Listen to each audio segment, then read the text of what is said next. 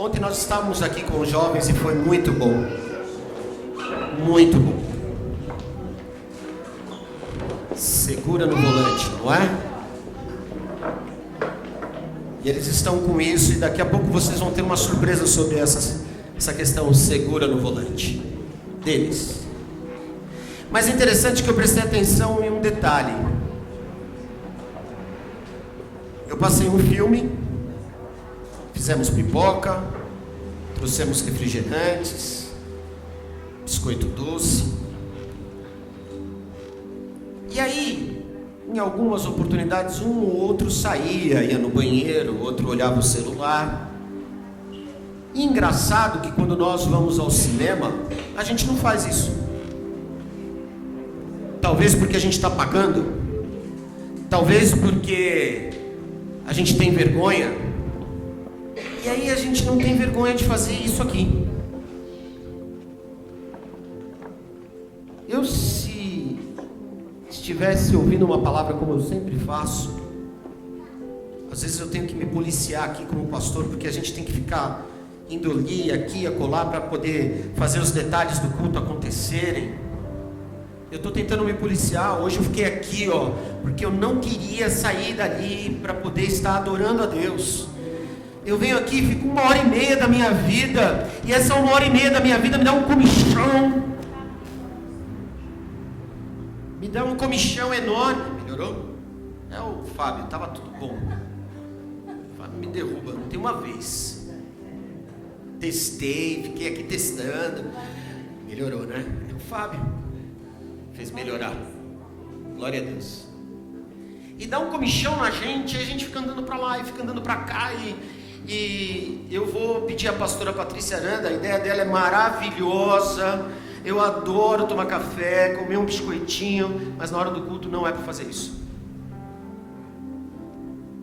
Tudo bem?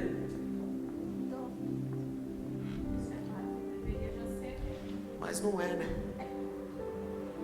Porque tem o comichão, daquela vontade, eu vou ali pegar. Amados, eu não ligo de você tomar café durante o culto. Pegue ele na hora que você entrar. Pode tomar, aqui é a casa do Pai. Se é a casa do Pai, é a sua casa. Se na sua casa você toma café, come um biscoitinho, você pode até fazer isso durante o culto, mas não faça saindo, voltando. Já entrou, pega. Deixa ali, você já sabe. Toma seu cafezinho, gostoso, não tem problema. Por isso eu peço a você que toda vez que você entrar aqui, se porventura você tiver necessidade de algo, faça logo. Vai lá, faça, não tem problema. Às vezes a gente chega meio apertado mesmo, não é? É gostoso cumprimentar os irmãos. Cumprimentar os irmãos é dever nosso. Chegou, cumprimenta. Até porque você não é mal educado. Creio que não. Porém, preste atenção na palavra. Esse mês eu disse aos pastores que nós falaríamos um pouco. Eu dei apenas uma indicação. Eu não sou o tipo de pastor que fico aqui dando ordem. Não dou. Eu estou como pastor aqui, um dia posso não estar. E se não estiver, vai ter um outro pastor aqui que vai ser tão bênção ou até mais bênção do que eu. E como vieram outros pastores para cá que são maravilhosos, são abençoadíssimos, eu me sinto até privilegiado, honrado pelo fato de estar aqui podendo pregar. Depois de um louvor desse, eu não preciso nem pregar. É fácil. Como dizem na boleiragem, é só empurrar para dentro. Você já está pronto, preparado, não é? E eu disse aos pastores: olha, se puderem, e vocês sentirem pelo Espírito que deva naquele dia falar sobre o Sermão da Montanha, nós queremos falar o mês inteiro sobre o Sermão da Montanha. Por quê? O Sermão da Montanha é a constituição do reino de Deus, é onde está ali toda a orientação. Os homens e mulheres desta terra definiram que a Bíblia, ela tem suas doutrinas previamente definidas pelos homens. A gente estuda e fala, isso aqui é uma doutrina. Mas se a gente fosse seguir ao pé da letra isso, o Sermão da Montanha é o que nós devemos seguir. São as palavras de ensinamento de Jesus, para que nós tenhamos o dia a dia da nossa vida. E eu quero começar pelo fim. para dar oportunidade para todos os pastores terem todo o sermão da montanha para falar. E o Evangelho de Mateus, aonde está o sermão da montanha, nos capítulos 5, 6 e 7, traz essas orientações. Nos últimos versos do capítulo 7, 28 e 29, ele fala sobre a autoridade de Jesus, governo. E interessante que essa semana toda foi sobre isso, que Deus foi trabalhando comigo. Ouvi um pastor falando, eu achei o máximo algumas coisas, anotei algumas coisas que ele falou, e eu já fui trabalhando isso para que nós pudéssemos estar aqui hoje, entender sobre governo. E o capítulo 7, no verso 28, diz assim: e aconteceu que, concluindo Jesus esse discurso, a multidão se admirou da sua doutrina. Doutrina de quem? Jesus. Não minha, não sua, não de Calvino, não de Armínio, não de qualquer outro teólogo. Valiosas, interpretativas, abençoadoras, mas existe uma doutrina mais excelente. Qual é essa doutrina? De Jesus. E aí ele diz, terminando: porquanto os ensinava com autoridade, e não como os escribas. Quem eram os escribas? Pessoas que escreviam a palavra e retransmitiam essa palavra a outras pessoas. Eles iam escrevendo. E interessante, se você ler sobre os escribas, eles escreviam de trás para frente e indo com as últimas palavras. Eu quero fazer da mesma maneira hoje. Quero me sentir um pouquinho como Jesus. Você quer se sentir um pouquinho como Jesus? É isso que Deus quer nos ensinar essa manhã. E aí, quando nós entendemos um pouquinho sobre essa questão de autoridade e governo, nós vamos ver que Deus trabalha conosco de várias maneiras. Eu poderia citar vários exemplos, mas eu vou citar, por exemplo, o exemplo de Sara, mulher de Abrão. Estava lá ela, e ela ouve que ela vai ter filho com um pouquinho de idade, e ela não acredita. Ela não teve fé o suficiente. Ela fala: como eu nessa idade vou ter filho? Abraão, você precisa comprar Viagra ou Cialis. Você acha que você vai funcionar com 100 anos de idade? Ah, amigão, conto para vocês o pior. Abraão teve outra mulher chamada Quietura, que deveria ser chamada Quentura, que ele ainda teve mais filhos com ela. Mas é interessante que quando nós olhamos para isso, é interessante que Deus, quando nós entendemos o governo dele, ele não contabiliza o começo, se você entende o meio do processo. Sara teve ali o começo de uma falta de fé, mas no meio desse processo, ela acreditou: vou ter um filho. Sua madre abriu, e o filho dela era o filho da promessa.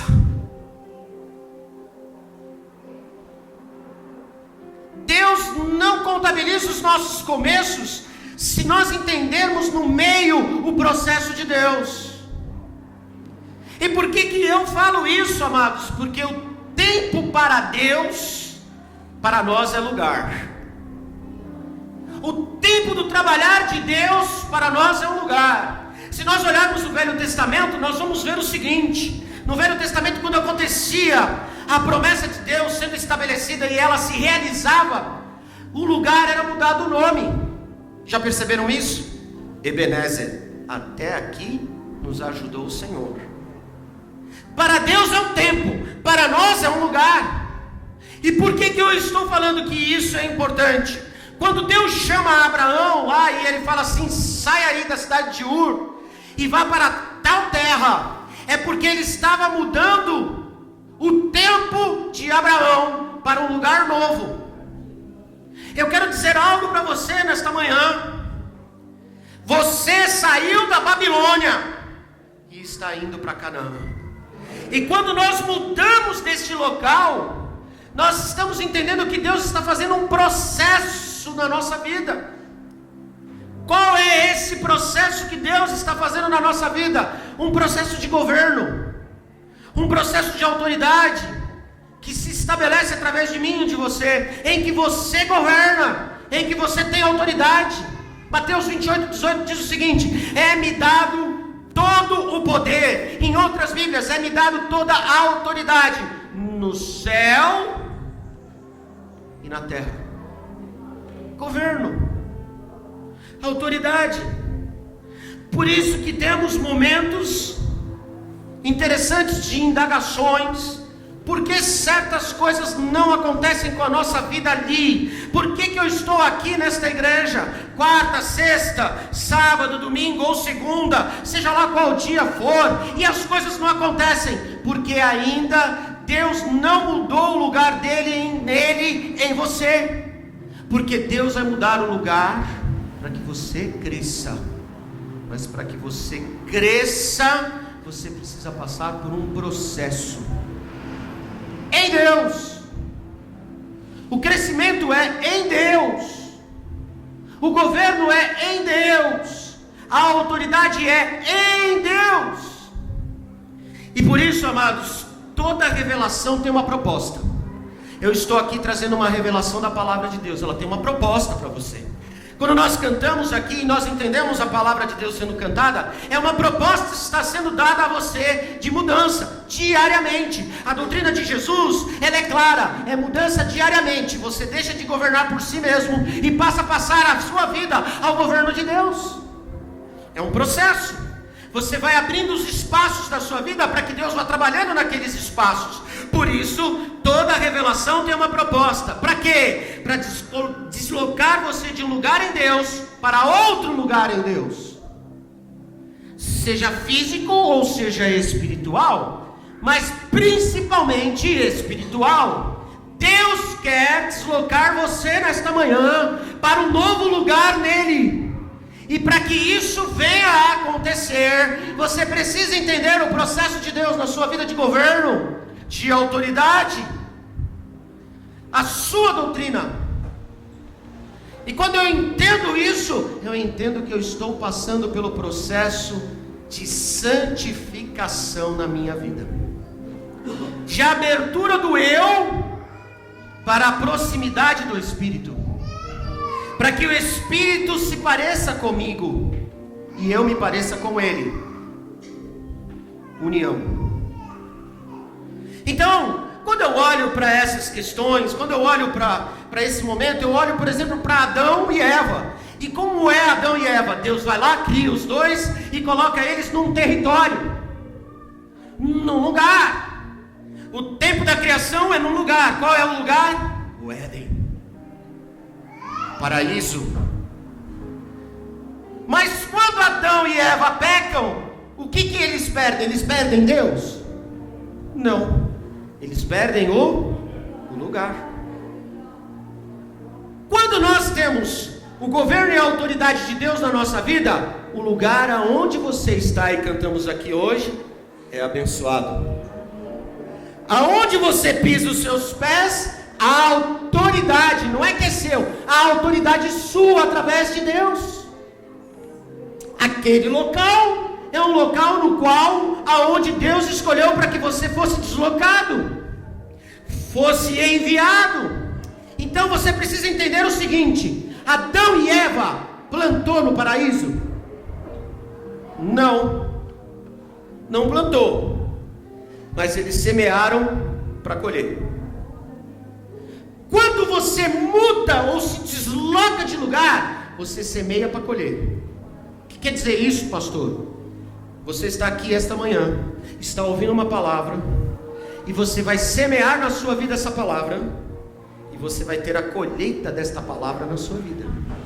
E essa colheita desta palavra na sua vida é o deslocamento que Deus está fazendo em você, nele, para que você nele mude de lugar, porque o lugar que você mudar é o lugar da promessa que Deus tem para a sua vida. Então você semeia para colher, para plantar e colher.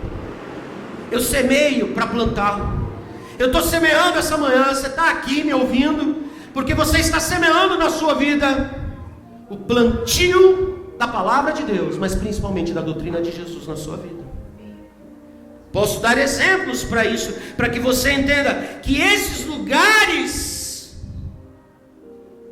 precisam ser lugares governados por Deus. Eu vou dar o exemplo do dinheiro. Se o dinheiro me leva, quer dizer que eu não governo, porque é o dinheiro que me governa, porque eu não vivo na minha medida. Quantas pessoas estão passando por problemas financeiros, porque é o dinheiro que governa a sua vida. E aí, amados, posso dar um outro exemplo para você. Comer é pecado? Não. Mas se o prato de comida manda em mim, é pecado. Tem gente que não tem medida para comer, e vai comendo, e vai comendo, e vai comendo, e se empanturra, é isso que fala? Empanturra.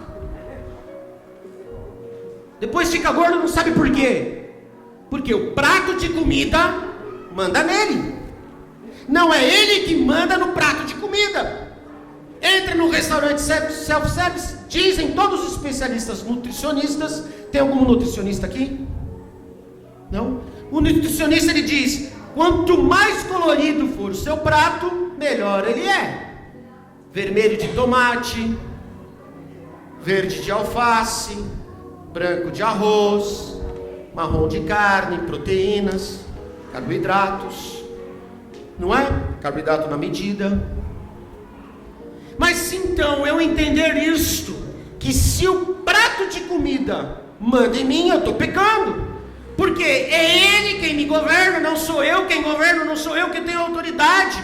Então preste atenção, por exemplo, na questão do dinheiro. Jesus veio me devolver o governo. Ele não veio me dar o dinheiro, mas Deus vai confiar o dinheiro em mim, porque eu sei governar. Deus só vai permitir você passar de uma medida para que você tenha algo mais, se essa medida não for uma medida na qual você vai se perder. Ele te permite, ele fala o seguinte: ó, eu vou colocar dinheiro para você, porque você sabe governar o dinheiro. Porque se você não sabe governar o dinheiro, vou dizer uma coisa para você: você vai perder a sua medida. Aconteceu comigo há poucos anos atrás. Eu tinha dinheiro, montei empresa, achei que eu podia, quebrei a cara.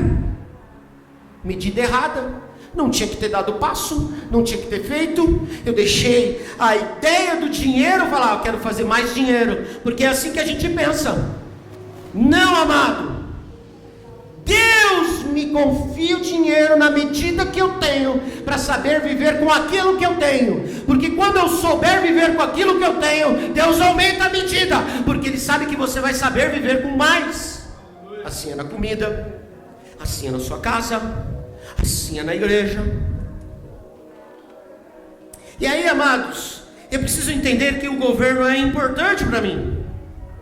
Que antes de ter o dinheiro ou a comida, eu preciso vencer o dinheiro e a comida. Eu estou dando esses exemplos que são os mais factíveis para nós, mas eu preciso vencer os dois. Eu preciso vencer isso que me faz ter o meu próprio governo, de ter essa vontade de ter o domínio, de ter essa vontade de ter autoridade sobre as minhas coisas. Eu quero dizer para você, meu amado, nessa manhã, nós precisamos vencer aquilo que são os governos e autoridades que nós temos, o eu. Eu preciso ter o governo e a autoridade de Jesus na minha vida. Porque quando eu tenho o governo e a autoridade de Jesus na minha vida, eu mudo o meu julgar, por exemplo. Porque sabe o que acontece, meu amado? Deixa eu explicar uma coisa. A medida que é dada para mim não é a mesma medida que é dada para você. Às vezes você julga aquela pessoa que está lá no alto. Puxa vida, Ana Paula e o Tari estão morando em Santos, de frente para a praia, vista panorâmica, pé na areia, atravessa a rua, praia, água de coco. E a gente julga, né? A gente olha, nossa, meu Deus, por que eu não tenho? Eu estou na mesma igreja, eu dizimo da mesma maneira, eu oferto, eu trabalho. Porque, amados, a medida que está na sua vida não é a mesma que está na dela. Às vezes ela passou por processos que ela está lá em cima, e talvez você, se chegasse nessa mesma medida, não saberia andar nessa medida, e se lambuzaria. Para de julgar aquele que está aqui, por exemplo, pregando, aquele que está aqui cantando. Ai, Aranda canta pra caraca, não sabe nem um pouquinho o que ela passou para cantar pra caraca. A medida dela é uma, a sua medida é outra. Tem que aprender, tem que ir à aula de canto. Você quer pregar aqui, amado? Qualquer um pode pregar, qualquer um pode cantar, tá? Aqui não tem esse tipo de coisa. E você vai ser medido pelo que você pode cantar e pelo que você pode pregar. Você não vai pregar igual a mim. Você não vai pregar igual o Ricardo. Você não vai tocar igual o Paulinho. Você não vai cantar igual o Fábio. O Fábio canta a voz do Roxinol. Quantos anos ele está cantando? Quantos anos ele está treinando? Quantos anos ele está experimentado a isso? E então, às vezes a gente olha, mas olha, está errado. Mas será que se você estivesse naquela posição, como é que você lidaria? Será que você não subiria no tamanquinho e falava assim: eu canto, eu posso, eu prego, eu toco, eu danço, como é que é? Daquela do Ratuna Matata, não é? Eu me remexo muito, não é?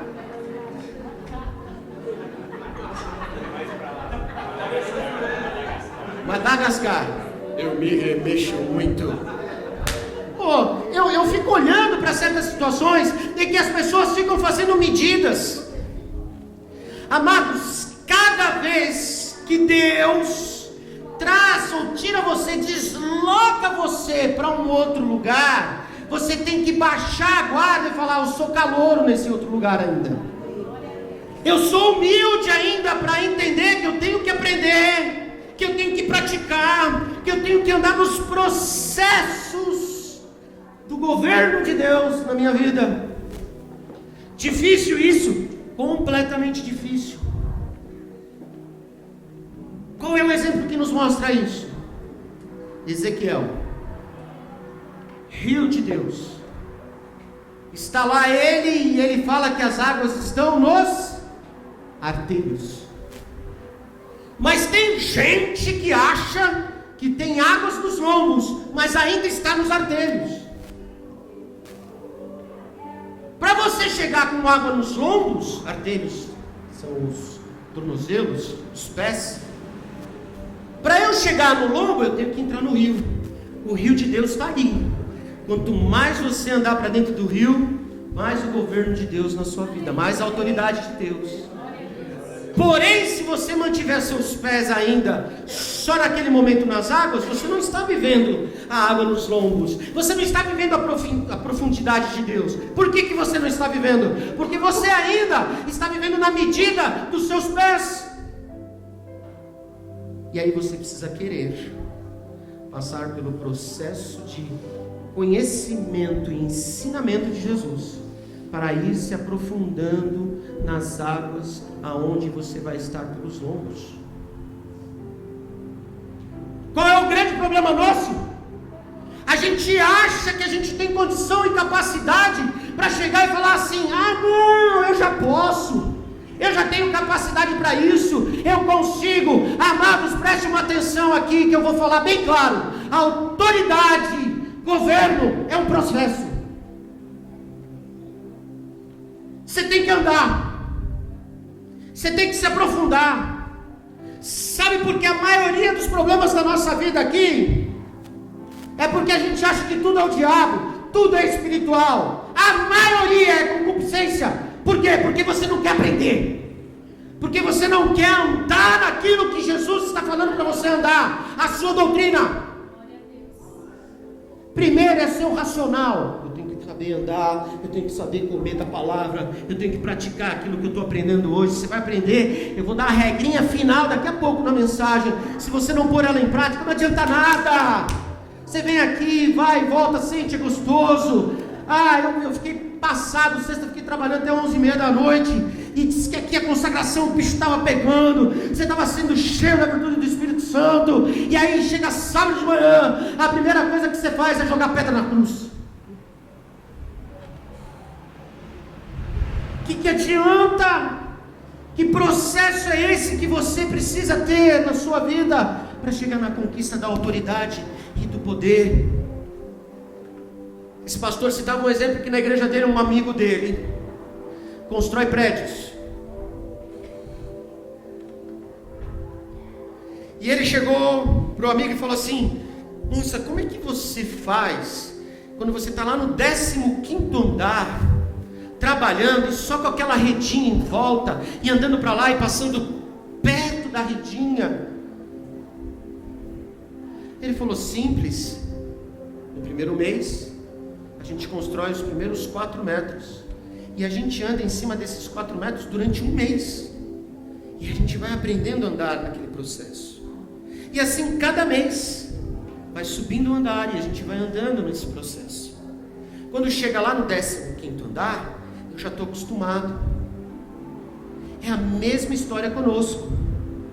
É a historinha do elevador lá do brinquedo que vai no parque de diversão, em que você sobe tudo de uma vez, dá vertigem, e ele solta você. A autoridade e governo na nossa vida é processo de construção. Você, amados, precisa entender o seguinte: eu tenho autoridade e governo para expulsar demônios, mas eu não tenho essa necessidade, porque se eu entender a autoridade e governo de Jesus na minha vida, aonde eu entrar, ele já sai. Mas o que eu faço? Eu fico ali. O diabo está ali no canto. Chibatá, o diabo está do teu lado aí. Aí o cara...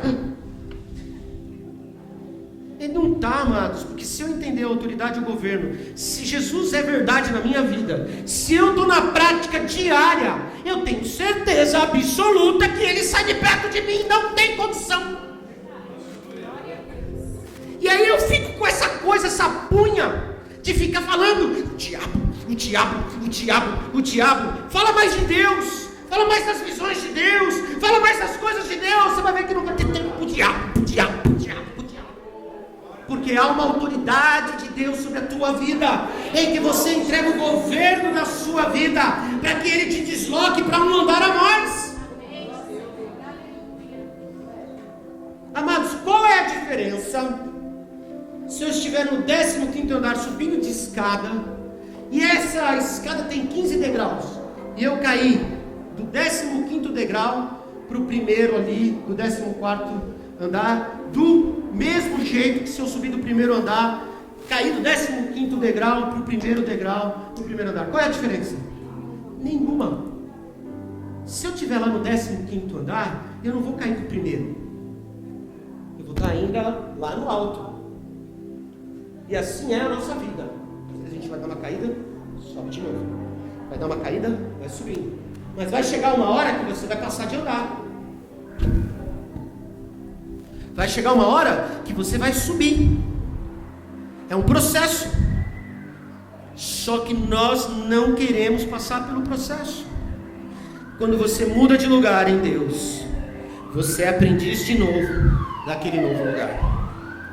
E sabe, amados, o exemplo maior disso é Pedro. Pedro estava no barco. E aí Jesus vem andando ali. Os perturbados falaram: é um fantasma. Não é assim? Deus está vindo em sua direção essa manhã, e você acha que é uma fantasia o que a gente fala aqui. Quero dizer para você que Deus não é fantasioso. Deus é Deus de promessas, e que cumpre elas. E aí Jesus chega para Pedro e fala o seguinte: Pedro, Aí ele começa então a andar. Está andando. Jesus, estou andando. Aí começa a vir os ventos. Quem pode fazer barulho de vento aí?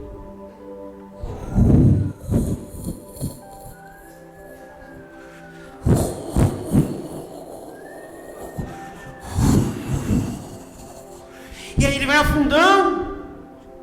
Talvez os perturbados que estão no barquinho já comecem a dar risada. Ah, tá fudendo!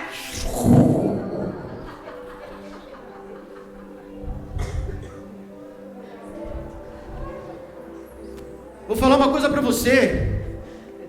Talvez você não entenda que no momento dos ventos, Jesus estava fazendo o deslocamento da vida de Pedro, porque ele começou pela fé, ele começou a acreditar, ele começou a andar nas águas, e aí começou os ventos que Jesus vai permitindo tocar e passar por ele, e aí ele vai se afundando ali. Deixa eu te explicar uma coisa: a autoridade de governo é um processo. Por que é um processo? Pedro estava lá, andando nas águas, ele estava na caminhada, e aí Jesus permite ele passar por aquele vento, para ele crescer, porque os ventos virão, as tempestades, os furacões. Talvez você vai dar uma afundadinha, mas aí você fala assim: eu estou no processo do governo e da autoridade, eu perdi um pouquinho da fé aqui, mas eu sei que Jesus vai governar através da sua palavra. Outro exemplo que esse pastor deu foi muito engraçado, sobre os 4 times da Série B. Quando esses 4 times da Série B, que terminam nos 4 primeiros lugares, até o dia 31 de dezembro eles estão felizes da vida, eles são os caras, estão ganhando prêmio, tá, não sei o que. No dia 1º de janeiro, eles já não são nada. Por quê? Porque eles têm que lutar naquele ano para não cair de novo para a Série B. Quando Deus deslocar você essa manhã, aprenda uma coisa: lute para não cair na próxima etapa. Virá o vento, virá a dificuldade, mas você está no processo de crescimento de Deus, no processo da autoridade de Deus. Abraão estava lá e recebe a notícia: Abraão, tu vai ter um filho. É mesmo? Outro? Já tinha, né? Com Sara. Como assim, Deus? Sara ouve e tira um sarro. Como?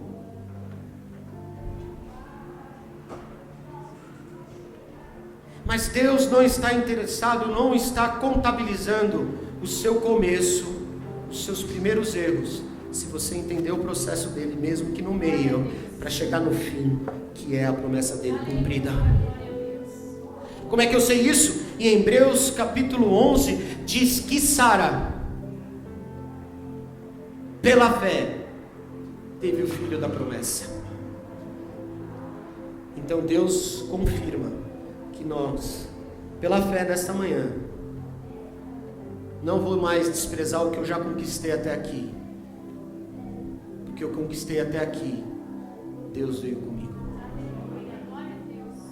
e que eu preciso entender que eu tenho que olhar para frente, mas principalmente que eu vou galgar e conquistar a autoridade e o governo de Jesus na minha vida, sabendo que eu não estou parado, mas que eu estou andando. Se você não andar essa manhã em direção a Jesus, em sua doutrina, não a dos homens, não haverá governo ou autoridade. O que isso quer dizer? O que Paulo sempre falou: não sou mais eu quem vivo, mas Cristo vive em mim. Nessa manhã há a oportunidade de você passar pelo processo da autoridade do governo. E eu queria perguntar a você: você quer passar por essa autoridade? Você quer passar por esse governo? Aceite o processo de Deus. Seja humilde em reconhecer que hoje você vai semear para plantar. Não é à toa que nós falamos algumas palavras e pedimos a vocês assim: puxa, fale isso. Às vezes você fala no automático. Ah, está pedindo, vou falar. Às vezes pede para levantar as mãos. E aí você levanta, está no automático. Deus está pedindo para você levantar as suas mãos, para que haja o governo dele na sua vida. Deus não está contabilizando os seus primeiros erros, sabia? Ele não contabiliza. Se você acha que ele contabiliza, ele não contabiliza. Você errou, não errou? Pediu perdão. Você vai andar agora em direção a ele.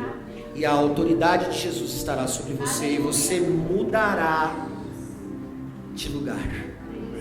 Porque o tempo de Deus é um. E o nosso lugar é outro. Mas ele acontece porque Deus desloca você para andar perto dele. Quem quer andar perto de Deus? Feche teus olhos.